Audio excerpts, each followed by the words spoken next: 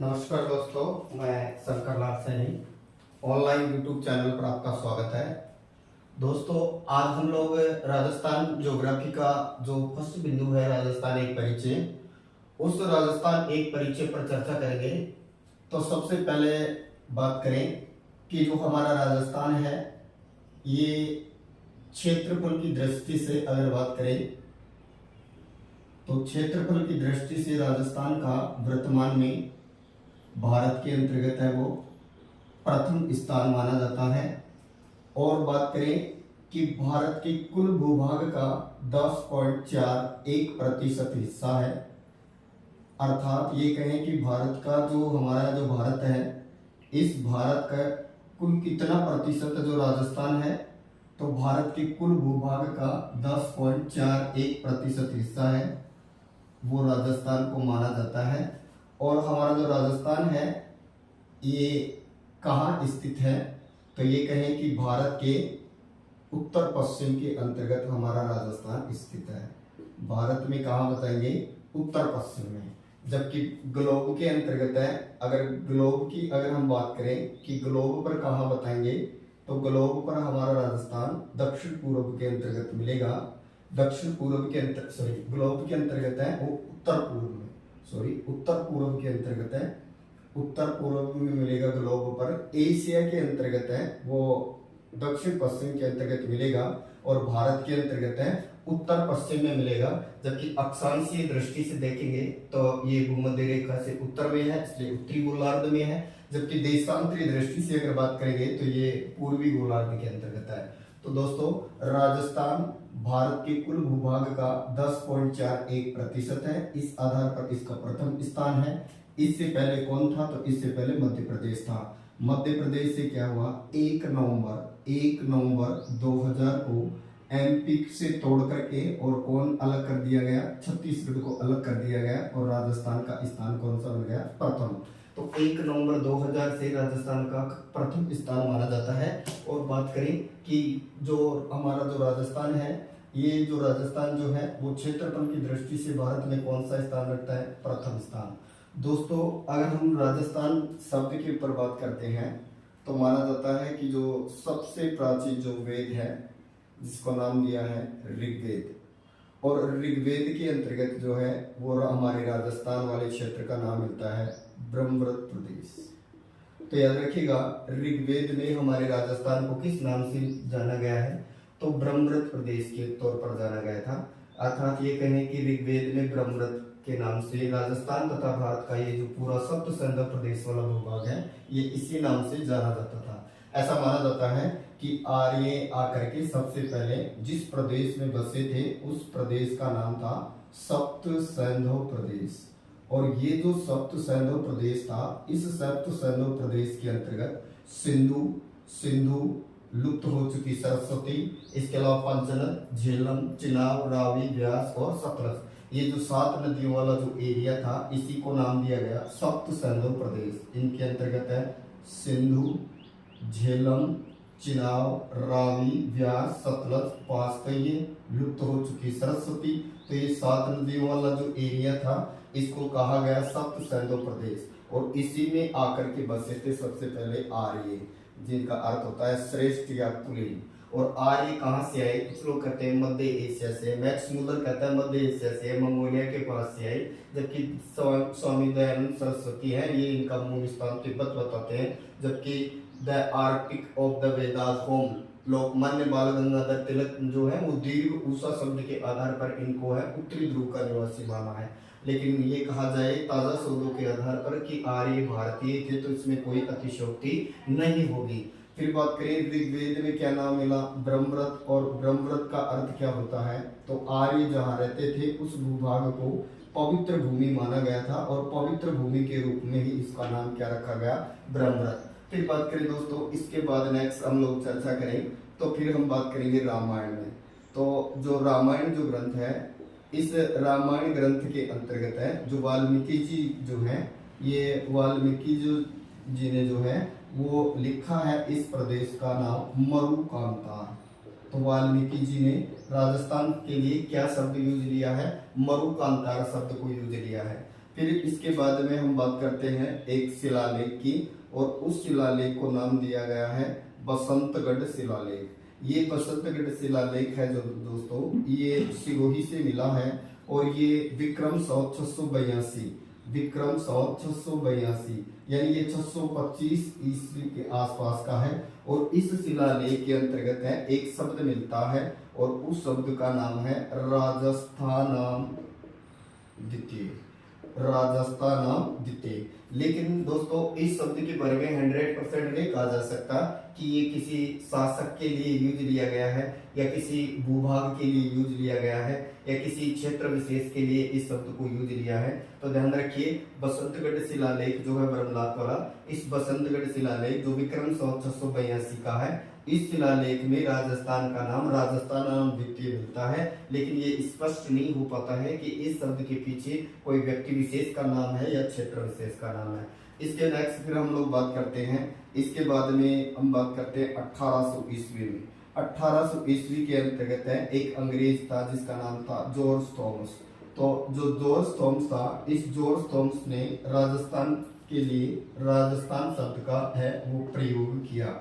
इसके बाद में कहें कि ये जो बात बताया कि राजस्थान के लिए राजस्थान शब्द का प्रयोग सबसे पहले करने वाला जॉर्ज थॉमस था, ये बात है वो 1805 में जेम्स फ्रैंकलिन की जो किताब है, जेम्स फ्रैंकलिन की जो किताब है the military memoirs of mister George Thomas, इस किताब के अंतर्गत है वो जेम्स फ्रैंकलिन की जो किताब है इसके अंतर्गत बताया गया है कि सबसे पहले जॉर्ज थॉमस ने है वो पहली बार है वो लिखित रूप में है, मौखिक रूप से है इस शब्द का प्रयोग किया राजस्थान। इसके बाद में हम बात करें जो राजस्थान के इतिहास का पितामह माना जाता है, जिसे कर्नल जेम्स टोड कहा जाता है। कर्नल जेम्स टोड के द्वारा जो ग्रंथ लिखा गया the एनालस and antiquities of Rajasthan, इस ग्रंथ के अंतर्गत है वो राजस्थान के लिए राजपूताना शब्द का प्रयोग किया गया है। राजपूताना या रायथान जैसे शब्दों का प्रयोग किया गया। इसके बाद में हम बात करें कि जो हमारा जो एकीकरण आया राजस्थान का, इस एकीकरण की अगर हम बात करें तो एकीकरण के समय जो द्वितीय जो चरण था, इस द्वितीय चरण की अगर हम लोग बात करें तो द्वितीय चरण में भी राजस्थान शब्द का प्रयोग किया गया था। ये हुआ 25 मार्च 1948। 25 मार्च 1948 को जो द्वितीय चरण था एकीकरण का, कौन सा चरण? द्वितीय चरण, क्योंकि प्रथम चरण का नाम था मत्स्य संतुलित, कौन सा था? ये द्वितीय चरण था जिसका उद्घाटन कब हुआ था? 25 मार्च 1948 को। और ये जो द्वितीय चरण था इसका नाम रखा गया था पूर्व राजस्थान। तो याद रखिएगा राजस्थान के लिए राजस्थान शब्द का प्रयोग सबसे पहले एकीकरण के द्वितीय चरण में किया गया। किस नाम से किया गया? पूर्व राजस्थान के नाम से किया गया। कब किया गया? 25 मार्च 1948 को किया गया। लेकिन भारत सरकार द्वारा इसको जो मान्यता दी गई, भारत सरकार द्वारा इसको जो संवैधानिक मान्यता जो दी गई, ये संवैधानिक मान्यता कब दी गई? तो ये छठे चरण में जाकर मिली 26 जनवरी 1950 को। तो राजस्थान शब्द को मान्यता कब मिली, या ये कहें कि इसका संवैधानिक उल्लेख कब किया भारत सरकार ने, तो ये कब हुआ? 26 जनवरी 1950 को एकीकरण के छठे चरण में। जबकि इस शब्द का प्रयोग जो हुआ था वो हुआ था एकीकरण के द्वितीय चरण में। किस नाम से प्रयोग हुआ था? पूर्व राजस्थान के नाम से प्रयोग हुआ था। जबकि बात करें कि ये जो 25 मार्च 1948 को पूर्व राजस्थान के नाम से केवल ये प्रयोग हुआ, लेकिन सरकार या भारत सरकार ने जो संवैधानिक मान्यता दी वो जब संविधान लागू हुआ 26 जनवरी 1950 को। इसके नेक्स्ट दोस्तों हम बात करें कि जो हमारा जो राजस्थान है, इस राजस्थान से संबंधित अब हम बात करते हैं इसकी बाउंड्री के बारे में। तो सबसे पहले तो आप लोग चैनल को लाइक कर दीजिए, सब्सक्राइब कर दीजिए।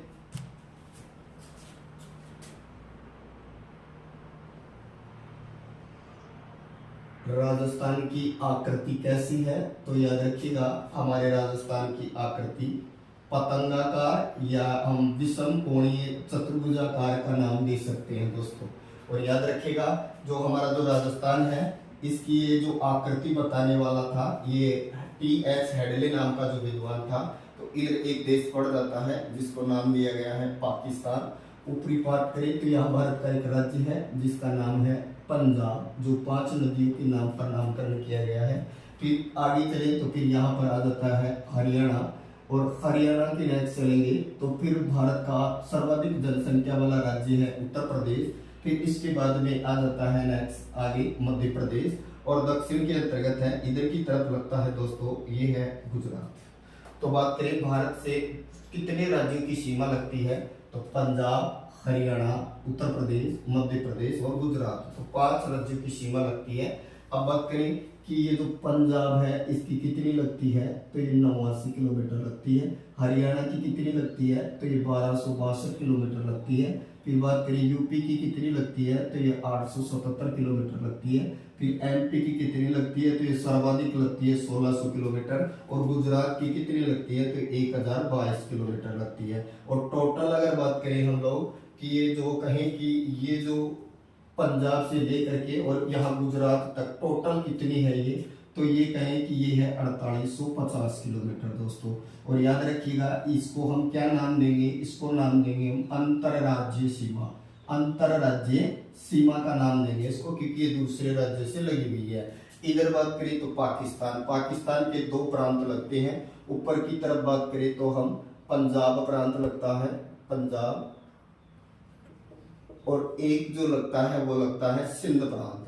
सिंध प्रांत के 6 जिले लगते हैं, पंजाब के 3 जिले लगते हैं। और से चले तो यहाँ पर जो पंजाब प्रांत है इसके 3 जिले लगेंगे, जिनमें बहावलनगर, बहावलपुर, रहीम यार खान, ये तीनों पंजाब के हैं। इसके बाद में नेक्स्ट जो आएंगे वो लगेंगे ये पाकिस्तान के सिंध प्रांत के होंगे।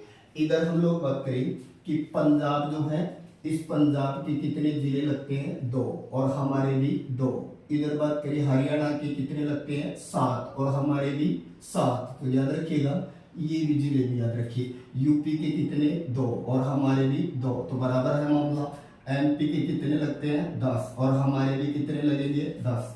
फिर बात करें गुजरात के कितने लगते हैं, 6, और हमारे भी कितने लगेंगे, 6। तो ध्यान रखिएगा ये भी बराबर है। इधर की जो ये जो अंतरराष्ट्रीय जो सीमा बच गई जो पाकिस्तान से रेड क्लिप लग रही है ये है 1070 किलोमीटर। तो टोटल अगर हम लोग इसको जोड़ देते हैं तो ये है 920 किलोमीटर। तो याद रखिए राजस्थान की कुल स्थलीय सीमा की लंबाई है 920 किलोमीटर। इसमें से 1070 किलोमीटर ये पाकिस्तान से लगती है जिसको हम रेड क्लिप के नाम से जानते हैं। और बात करें कि ये जो 1070 है ये वर्तमान अगर जिले के अकॉर्डिंग अगर बात करें तो ये किस किस से लगती है, तो एक तो लगती है श्री गंगानगर। श्री गंगानगर के अलावा ये किससे लगेगी, तो बीकानेर, और बीकानेर के अलावा किससे लगती है, तो इधर कौन जिला है, राजस्थान का बड़ा जिला जैसलमेर है। और जैसलमेर के अलावा ये किससे लगती है, तो आगे ये चल करके ये किससे लगेगी, बाड़मेर से लगती है। बाड़मेर के बाद में फिर आगे गुजरात वाला पार्ट आ जाता है। तो ये कहें कि ये टोटल कितनी लगती है, तो ये टोटल लगती है 1070। और कितने जिलों को लगी, 1, 2, 3 और 4 जिलों को लगी। ज्यादा किसको लगी, तो ये याद रखिएगा 464 किलोमीटर है ये जैसलमेर को लगी। और बात करें सबसे कम किसको लगी, तो बीकानेर को लगी जो 168 किलोमीटर मानी जाती है। इस अंतरराष्ट्रीय सीमा के नजदीकी जो जिला मुख्यालय है वो है श्री गंगानगर का। और इन 4 में से जो दूरस्थ जिला मुख्यालय होगा वो होगा बीकानेर का। फिर बात करें कि यहाँ पर हम बात करें कि पंजाब के 3 लगते हैं। अब ये पंजाब के 3 कौन कौन लगते हैं, तो याद रखिएगा ये है बहावलनगर, बहावलनगर, बहावलपुर, और एक है रहीम यार खान। बहावलपुर, बहावलनगर और रहीम यार खान ये 3 पंजाब प्रांत के सिंध के लगते हैं। 6 जिले हम ट्रिक से निकाल सकते हैं। ट्रिक है खैर, थारीसन, उम्र घट जाती है, तो यहां पर एक तो आ जाएगा खैरपुर,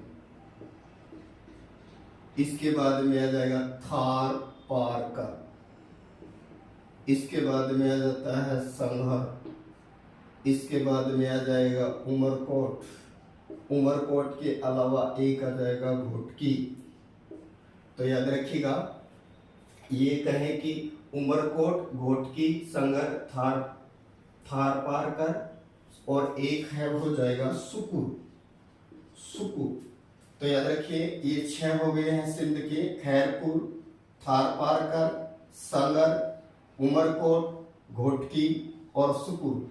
ट्रिक में थोड़ा सा बदलाव कर लो, खैर थारे संग, सुख में उम्र घट जाती है, खैर खैर थारे संग, खैर थारे संग, सुख में उम्र घट जाती है। तो ये हो जाएगा खैरपुर, थार पार कर, संगर, सुकुर, उमरकोट और घोटकी। तो ये 6 है, ये सिंध प्रांत के हैं, इनको आप याद रख सकते हो। इधर अगर हम लोग दोस्तों बात करें यहाँ पर कि जो हमारा जो ये जो राजस्थान है, ये 5 राज्यों से लगा हुआ है। सर्वाधिक सीमा ये मध्य प्रदेश से बना रहा है 1600, सबसे कम ये पंजाब से बना रहा है 89 किलोमीटर ही बना रहा है ये। गुजरात के 6 जिले लग रहे हैं, हमारे भी 6 लग रहे हैं। एमपी के 10 लग रहे हैं, हमारे भी 10 है। यूपी के 2 है, हमारे भी 2 है। हरियाणा के 7 है, हमारे भी 7 है। और पंजाब के 2 हैं, हमारे भी 2 हैं। इनके बारे में हम चर्चा करेंगे आगे। उससे पहले हम कुछ और चीजों के बारे में पढ़ते हैं। जैसे हमारा जो राजस्थान है, इस राजस्थान का जो सबसे उत्तरी जो जिला है वो कौन बनेगा बिंदु यहाँ, तो यहाँ पर कोणा जो गांव पड़ता है, ये सबसे उत्तरी बिंदु है, कोणा गांव। कोणा गांव और तहसील की बात करें तो ये गंगानगर तहसील के अंतर्गत है। गंगानगर तहसील में कोणा गांव को राजस्थान का उत्तरी बिंदु माना गया है, जो श्री गंगानगर जिले में है। और बात करें कि जो यहाँ से और यहाँ तक ये जो दक्षिणी भाग होगा, ये जो है बोरखेड़ा जगह है, बोरकुंड। और बोरकुंड जो है ये कहाँ पर है, तो ये याद रखिएगा, ये बांसवाड़ा में है। बांसवाड़ा के अंतर्गत है ये कुशलगढ़ के नजदीकी पड़ता है, कुशलगढ़ तहसील के अंतर्गत। तो याद रखिए उत्तरी बिंदु कोणा गांव में पड़ता है श्री गंगानगर में, और बोरकुंड बांसवाड़ा में दक्षिणी बिंदु है। पूर्वी बिंदु है वो सिलान धौलपुर में पड़ेगा, पूर्वी बिंदु है उसको बोला नाम दिया है सिलान। तहसील कौन सी, तो राजाखेड़ा, राजाखेड़ा तहसील, गांव में बिंदु सिलान। और इधर पर आ जाता है आपका जैसलमेर, तो जिला हो जाएगा। और जैसलमेर जिले का कौन सा जी यहाँ पर बात करें तो यहाँ कटरा, कटरा जो गांव है ये इसका बिंदु माना जाएगा। और तहसील की बात करें तो सम तहसील, जो वनस्पति रहित क्षेत्र के लिए जाना जाता है। तो जैसलमेर जिले का सम नामक जो स्थान है ये वनस्पति रहित है। सम तहसील में कटरा नामक जो जगह है, इस जगह को राजस्थान का सबसे पश्चिमी बिंदु माना जाता है। अगर हम लोग सम से यानी कटरा से और अगर हम सिलान तक की बात करते हैं, तो हमारे जो राजस्थान का विस्तार है ये कितने किलोमीटर है, तो ये 869 किलोमीटर है दोस्तों, याद रखिएगा। जबकि हम कोणा गांव से और बोरकुंड तक चलते हैं तो राजस्थान का विस्तार 826 किलोमीटर है। इसलिए हम कह सकते हैं कि राजस्थान के पूर्व पश्चिम विस्तार ज्यादा है बजाय किसके, उत्तर दक्षिण के। अब ये कहें कि उत्तर दक्षिण विस्तार कितना कम है बजाय इसके, तो याद रखिए राजस्थान के पूर्व पश्चिम विस्तार और उत्तर दक्षिण विस्तार में कितना किलोमीटर का अंतर है, तो याद रखिए 43 किलोमीटर का अंतर है। राजस्थान के यानी ये कहें कि 869 और नीचे लिखे 826, तो जो अंतर आएगा ये कितने किलोमीटर का हो गया, 43 किलोमीटर का अंतर है राजस्थान का। कौन सा विस्तार ज्यादा है, पूर्व पश्चिम विस्तार ज्यादा है। जबकि भारत के अंतर्गत है वो उत्तर दक्षिण विस्तार ज्यादा है, क्योंकि वहां 3214 है और पूर्व पश्चिम में वो 2933 ही है। वहां अंतर है 281 किलोमीटर का, यहाँ पर अंतर है वो 43 किलोमीटर का। अगर दोस्तों हम लोग अगर मान लीजिए अगर विकीर्ण की बात करें, तो अगर विकीर्ण डाले हम लोग तो कौन सा विकीर्ण है वो बड़ा बनेगा, तो याद रखिए उत्तर पश्चिम वाला ये जो विकीर्ण है ये अगर डालोगे आप लोग तो ये आएगा 850 किलोमीटर। उत्तर पश्चिम से दक्षिण पूर्व का जो विकीर्ण है, अगर इस विकीर्ण को अगर आप डालते हो तो ये आएगा 784 किलोमीटर। इसको नाम देंगे उत्तर पूर्व से दक्षिण पश्चिम, ये कहलाएगा उत्तर पश्चिम से दक्षिण पूर्व। तो याद रखिए इस वाला विकीर्ण, ये वाला जो विकीर्ण है ये 784 है, जबकि ये वाला विकीर्ण कितना है 850। अगर विकीर्णों का अगर हम लोग अंतर करें तो 850 और 784, तो ये विकिरणों का अंतर है वो 66 किलोमीटर है। तो राजस्थान के जो दोनों विकिरण है, अगर इन विकिरणों की अगर हम लोग बात करें तो दोनों विकिरणों की अगर हम लोग बात करते हैं तो ये कितना अंतर आ रहा है, 66 किलोमीटर। जबकि पूर्व पश्चिम विस्तार और उत्तर दक्षिण विस्तार की अगर हम लोग बात करते हैं तो कितना किलोमीटर का अंतर आता है, तो उत्तर दक्षिण पूर्व पश्चिम विस्तार में 43 किलोमीटर का अंतर है। अब हम देखते हैं दोस्तों कि हमारा जो राजस्थान है, इस राजस्थान से लगने वाले जो जिले हैं, इन जिलों की बात करते हैं। तो सबसे पहले हम राजस्थान की सीमा को डिवाइड करते हैं कि राजस्थान की सीमा को हम कितने भागों में बांटा जा सकता है।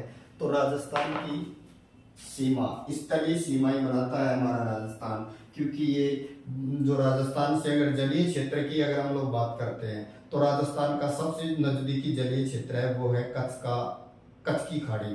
इसके बाद में दूसरा अगर हम लोग बात करें, क्योंकि थोड़ा सा देख लीजिए इसको मैपिंग के माध्यम से कि राजस्थान के सबसे नजदीकी जलीय क्षेत्र कौन सा बनता है, क्योंकि राजस्थान केवल स्थलीय सीमा बनाएगा, जलीय सीमा नहीं बनाता है किसी से। तो यहाँ पर है हमारा राजस्थान, और राजस्थान से अगर हम लोग बात करें तो सबसे नजदीकी राजस्थान का जलीय क्षेत्र बनता है वो है कच्छ की खाड़ी। और कच्छ की खाड़ी के बाद में, कच्छ की खाड़ी लगभग 225 किलोमीटर दूर है हमारे राजस्थान से। इसके बाद में दूसरे नंबर पर आता है वो है खंबात की खाड़ी। और खंबात की खाड़ी की अगर हम लोग बात करें तो ये जो खंबात की खाड़ी है ये हमारे राजस्थान से लगभग 275 किलोमीटर दूर है। इसके बाद में फिर आता है अरब सागर, और अरब सागर की अगर हम लोग बात करें तो अरब सागर लगभग राजस्थान से 400 किलोमीटर दूर है। फिर बात करें तो ये है बंगाल की खाड़ी, और बंगाल की खाड़ी राजस्थान से लगभग 1900 किलोमीटर दूर है। अरब सागर कितना है तो 400 किलोमीटर दूर है। खंबात की खाड़ी कितनी है, 275 किलोमीटर दूर है। और पूछे सबसे नजदीकी कौन है तो कच्छ की खाड़ी है। तो राजस्थान के सबसे नजदीकी जलीय क्षेत्र कौन है तो कच्छ की खाड़ी को माना जाता है, ये याद रखिएगा। अब हम बात करते हैं कि इधर जो पाकिस्तान का जो तट है ये मकरान तट है, और उधर नीचे गुजरात वाला जो तट है वो काठियावाड़ तट है दोस्तों।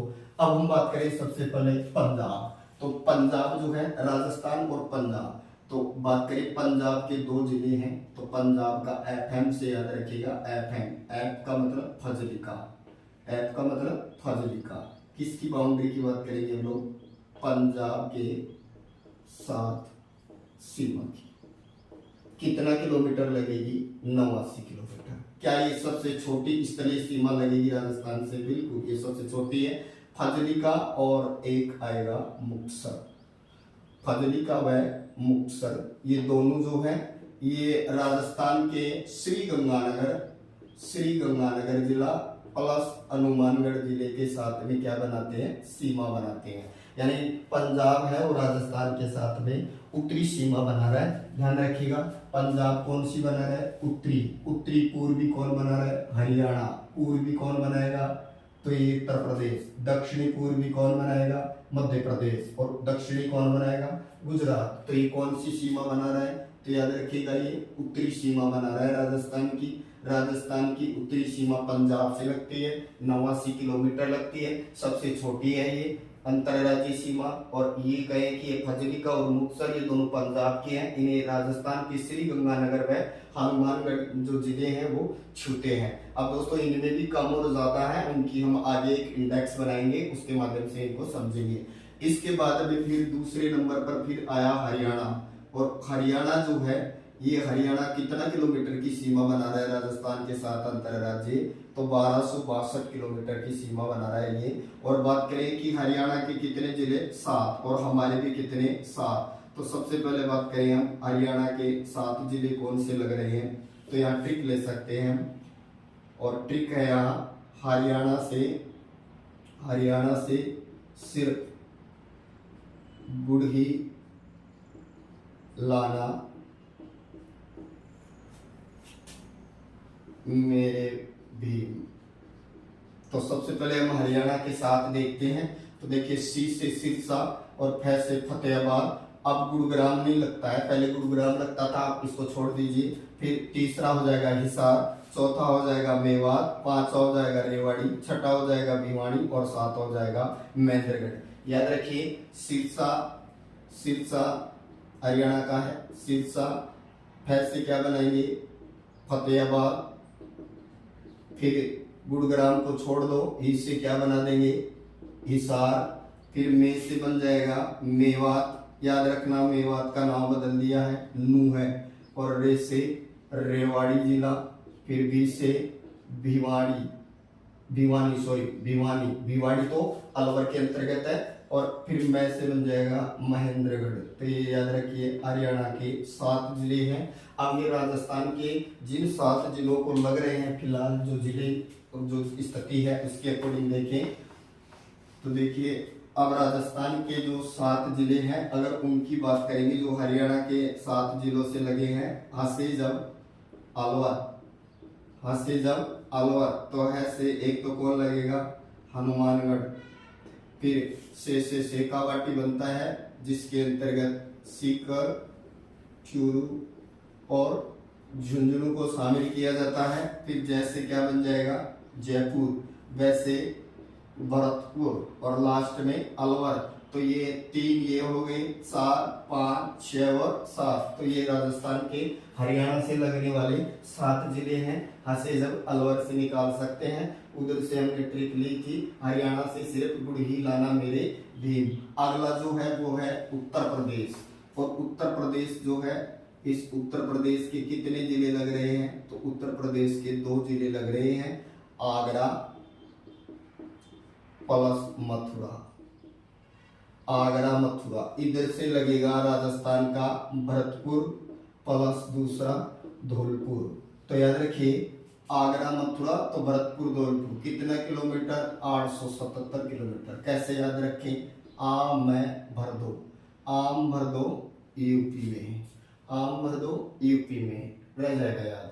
इसके बाद में फिर आ रहा है आपका एमपी। और सर्वाधिक जो जिले लगते हैं जिसके वो भी है मध्य प्रदेश ही।